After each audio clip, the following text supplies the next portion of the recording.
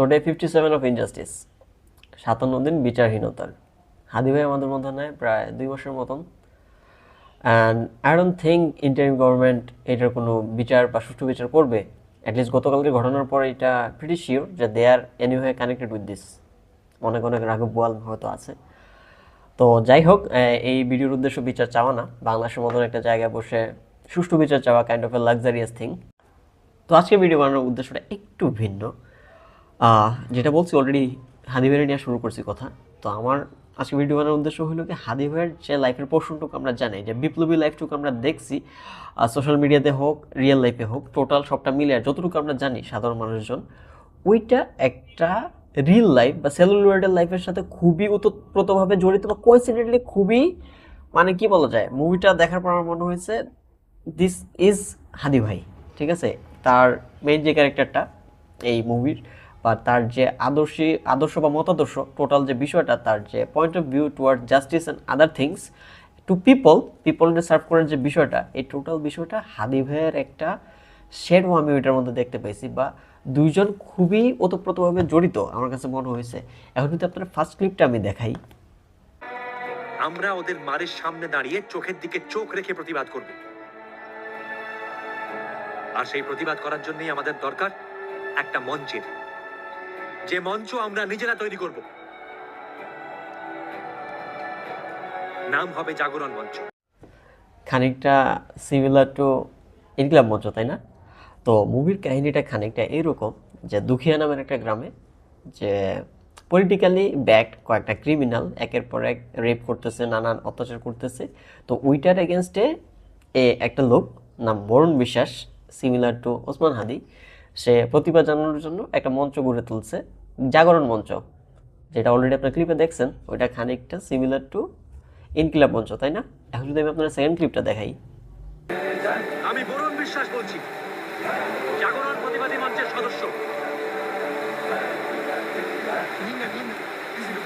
দেখাতে হবে না কাউকে, শুধু কান দুটো খুলে রাখুন, আর কান খুলে শুনুন আমি যেটা বলছি।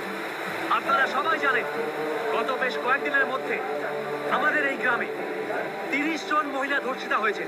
রিপোর্ট লেখাতে গেলে, কমপ্লেন করতে গেলে, কিছু বলতে গেলে ওই জানোয়ারগুলো আবার চড়াও হয়েছে, আরো বেড়ে গেছে অত্যাচার। কিন্তু আর কতদিন আমরা এভাবে থাকবো? পুলিশ কিচ্ছু করবে না আমরা জানি। পুলিশের মাথার উপর চড়ে বসে আছে ওই নেতারা, আর সেই নেতারাই পুষছে এই কুকুরগুলোকে। খানিকটা মিল পাওয়া যাচ্ছে না হাদি ভাইয়ের ভাষণগুলোর সাথে? মনে হইতেছে না বরুণ বিশ্বাস বেসিক্যালি হাদি ভাইয়ের শ্যাডো? হাদি ভাই যেরকম জ্বালাময়ী ভাষণ দিত বিভিন্ন অন্যায়ের প্রতিবাদের ক্ষেত্রে, খানিকটা ওরকম মনে হইতেছে না? আর তাদের ভীষণ কাইন্ড অফ সেম, যতবার মারবে ততবার উঠে দাঁড়াবে। এখন যদি আপনি আরেকটা ক্লিপ দেখেন। ঘর থেকে যখন বেরিয়েছি না আমরা কমপ্লেনটা করতে, তখন থেকে আপনার বাটামের জন্য আমরা সবাই প্রস্তুত। এখন দেখার এটাই যে কিসের জোর বেশি, আপনাদের বাটামের নাকি আমাদের সহ্য শক্তির। মনে আছে হাদি ভাইয়ের নির্বাচনী প্রচারণার সময় যখন মহল্লা পানি মারা হয়েছিল গায়ে, তখন উনি কি বলছিল যে এসব মহল্লা পানি মারলে হবে না, যতদিন না কেউ গুলি করতেছে ততদিন ওনাকে সরানো যাবে না। খানিকটা সেম ভেবেন না এই ক্লিপটা? এখন আসি পরের ক্লিপটাতে। হ্যাঁ বল।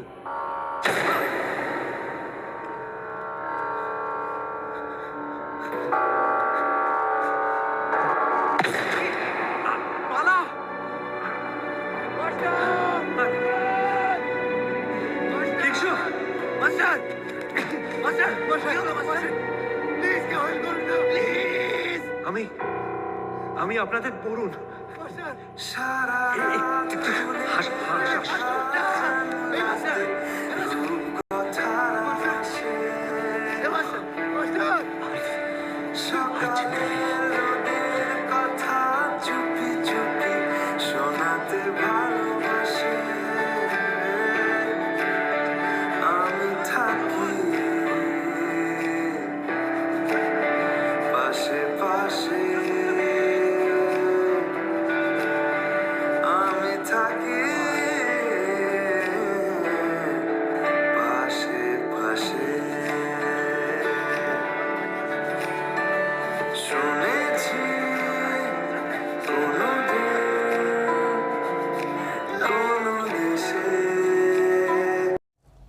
কি রিয়েল আর রিয়েল লাইফ কানেক্ট হয়েছে?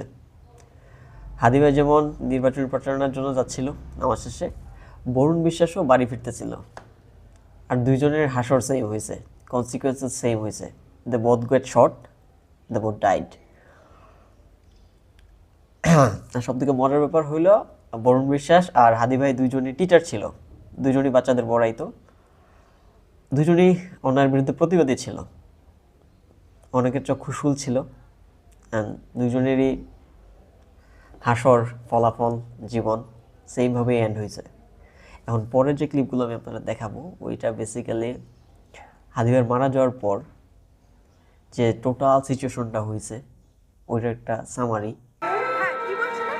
বলছিলাম যে বরুণ বিশ্বাসের আমি বলছিলাম না আজকে মন্ত্রীর বিয়ে আছে। জানি। আরে প্রচুর গেস্ট আসবে। ঠিক আছে, কিন্তু আরে আমরা মিডিয়া হ্যাঁ ঠিক আছে, কিন্তু এই দুঃখের কথা একটু আমি কথা দিলাম পরে হবে।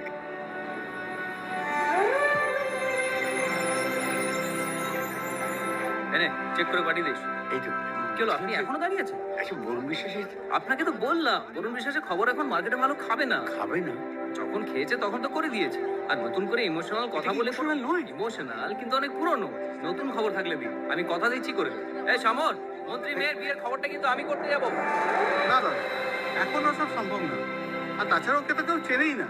যারা চিনতো তারা তো ভুলে গেছে। একবার যদি একটু না দাদা, হবে না। অবশ্য আপনি যদি কিছু ব্যবস্থা করেন, আমিও ব্যবস্থা করতে পারি। ব্যবস্থা। এমনি এমনি তো এখন কিছু হয় না, বুঝতেই পারছেন। আপনিও কিছু ছাড়ুন, আমিও দেখি কি ছাড়তে পারি। আজকাল তো সবই লেনদেনের ব্যাপার দাদা। দেখুন সবটাই বুঝলাম, কিন্তু সাধারণ মানুষ বরুণ বিশ্বাসের সাথে নিজেদের রিলেট করবে কি করে? হ্যাঁ, কিন্তু বরুণ তো তাদেরই একদিন ছিল, তাদের হয়ে কথা বলতো।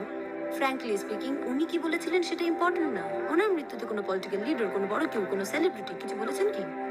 দেন কোনো সোশ্যাল অ্যাক্টিভিস্ট? না, তাহলে তো কিছু করা যাবে না। মানে কি করবো আমরা স্যার? কিন্তু আপনারা গ্রামে গিয়ে যদি খোঁজ খবর নিতেন তাহলে তো। সেটা করতে পারি। আপনি এক কাজ করুন, আপনি বড় কাউকে ধরুন, কোনো বড় পলিটিক্যাল লিডার, কোনো সেলিব্রিটি। উনি যদি আপনাদের এই ইস্যুটার সাথে থাকেন, আপনাদের সাথে থাকেন, তাহলে আমরা ভেবে দেখতে পারি। Otherwise the news will not be sellable, you know. Sorry, excuse me. JD, কাপটা নিয়ে যাও।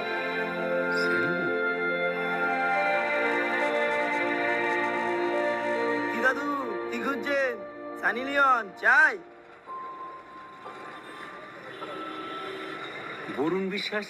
বরুণ বিশ্বাস কে?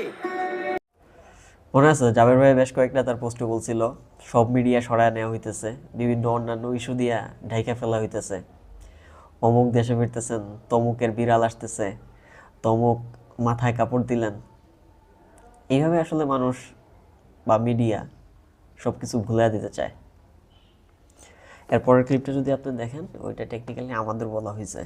ওর বাইকের আওয়াজ পেয়ে সবাই নিশ্চিন্তে ঘুমোতে যেত। তারা জানতো যে তাদের পাশে কেউ থাকুক না থাকুক, বরুণ বিশ্বাস ঠিক আছে। অথচ বরুণকে যারা মেরে ফেললো তারা এখন শান্তিতে ঘুমোচ্ছে। মানুষের স্মৃতি বড় বিশ্বাসঘাতক স্যার। আজকে সবাই বরুণ বিশ্বাসকে নিয়ে কথা বলছে, কাল যদি অমিতাভ বচ্চন আর শাহরুখ খান আসে, তখন দেখবেন বরুণ বিশ্বাসের আর কোনো জায়গা থাকবে না। যখন যেটা বিকো। এই যে আমরা জানতাম আমাদের জন্য, আমাদের স্টেক নিয়ে কথা বলার জন্য কেউ না কেউ আছে, কেউ না কেউ বলতেছে, হাদি ভাই বলতেছে, আমাদের না বললেও হবে। আর সে যখন মারা গেল, আমাদের লাইফ কিন্তু ঠিকঠাকই চলতেছে। ইটস নট লাইক আমাদের লাইফে খুব একটা বেশি চেঞ্জ আসছে দু একদিনের শোক বাদে। ওই যে এই 21 শতাব্দীতে শোকের আয়ও মাত্র কয়েকটা মাস। তো এই হলো গিয়ে এই মুভির ফার্স্ট হাফের কাহিনী। হাদি ভাইয়ের জীবনের সাথে কোইন্সিডেন্টলি অনেক বেশি মিলে যায়, কিন্তু এই কারণে হয়তো মুভিটা আমার পছন্দ। কিন্তু যেটা বলতেছিলাম, এই মুভিটার সেকেন্ড হাফ আমার একদমই পছন্দ না। খুবই আনরিয়েলিস্টিক, খুবই ড্রিমি সিকোয়েন্সেস।